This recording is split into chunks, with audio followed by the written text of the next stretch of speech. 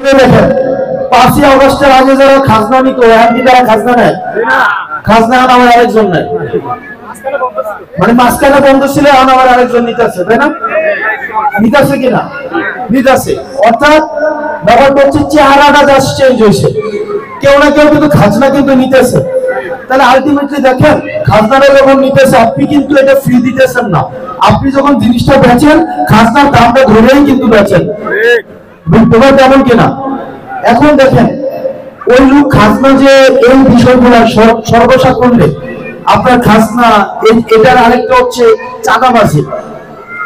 একটা হচ্ছে সরকারি যে খরচটা সরকার দেয় এর অনেক বেশি আপনাদের থেকে নেয়, অনেক বেশি, এবং জোর করে নেয়। মাঝে মাঝে আমি দেখছি নিমসার বাজারে, আমি দেখছি কংসনগর বাজারে যে ব্যস্ত দেয় না, এরকম হয় না যে কোথায় বনে নাই খাজনায় বনে নাই ব্যস্ত দেয় না।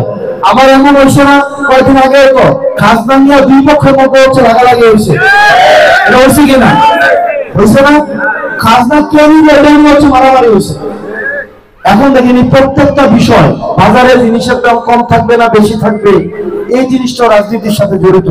এই যে আপনাদের রাস্তাঘাট গুলা, একটা কথা বল, কিছু মনে করেন না, আমি এইবারই তো সর্বপ্রথম 2014 সালে আসছিলাম, এরকম বিল্ডিং টিল্ডিং আসছিল না। 2014 সালে এদিকে টিনের ঘর ছিল, ও আছে ঘন্টায়ও আছে। এই যে রাস্তাগুলা, এই রাস্তাগুলা যে হয় না, এই রাস্তাগুলো না হওয়ার পিছনে গেলে আমাদেরও একটা দায় আছে, আছে না? গতবার নির্বাচন, যেটা কি কোনো নির্বাচন বলা যায়? বলেন, বলা যায়? গতবার নির্বাচনে এমন কেউ আছে যে ভোট দিছে টাকা ছাড়া ভোট দিছে? 1000 2000 করে দিছে, দিছেন না? এটা সহজ হিসাব। আপনি হয়তো আমি বা আপনি হয়তো 1000 টাকা নিছেন, 1000 টাকা নিছেন, আপনি একজনে 1000 নিছেন। এখন যে টাকা দিছে সে কি একজনকে দিছে নাকি অন্তত ধরেন 1 লাখ মানুষকে দিছে? 1 লাখ না 50,000 মানুষকে তো দিছে। আপনি নিছেন 1000, কিন্তু এদের খরচ হয়েছে কত? অন্তত 10-15 কোটি টাকা, তাই না? আপনি 1000 টাকা নিছেন, কিন্তু যে দেউনিয়াবাদ এবারে খরচ হয়েছে কত? 10 কোটি টাকা। এতে কি নির্বাচনের ফলে টাকা উঠাইতো না? হাতে কি উঠাইতো টাকা নাকি এটা ফ্রি ফ্রি দিয়ে দিছে? এটা উঠাইতো না? এই টাকাটা উঠাইতে ফলন 3 বছর টাকাটা উঠাইবো, তো টাকাটা যখন উঠাইবো তখন কি রাস্তার কাম করবো? আমারও বুঝান, রাস্তার কাম এটা কেন করবো? কারণ এত তো আপনি যখন চেয়ারম্যানের কাছে কাম করতে যান, সহজ জিনিস, আপনি চেয়ারম্যান বানাইছেন, এরপরে যে জন্ম নিবন্ধনের কার্ড আনতেন গেছেন, এতে 1000 টাকা আপনাকে বইতে বইতে না? এত যখন করে আমি টিয়া দিতাম, তোমার একটা চেয়ারম্যান বানাইলাম, এত তো আমি কি তোমার বোর্ডে চেয়ারম্যান দিছি? টিয়া দিয়ে হচ্ছে, এটা কিন্তু কয়ে নয়, কয় না? এরকম অভিজ্ঞতা আছে না? এই জন্ম নিবন্ধন, মৃত্যুর সনদ, তারপর হচ্ছে চারিত্রিক সনদ, চেয়ারম্যান অফিস থেকে কত কিছু কাজ লাগে, এগুলো একটাও কিন্তু ঘুষ ছাড়া হয় না। অথচ সে ছিল আপনার গোলাম।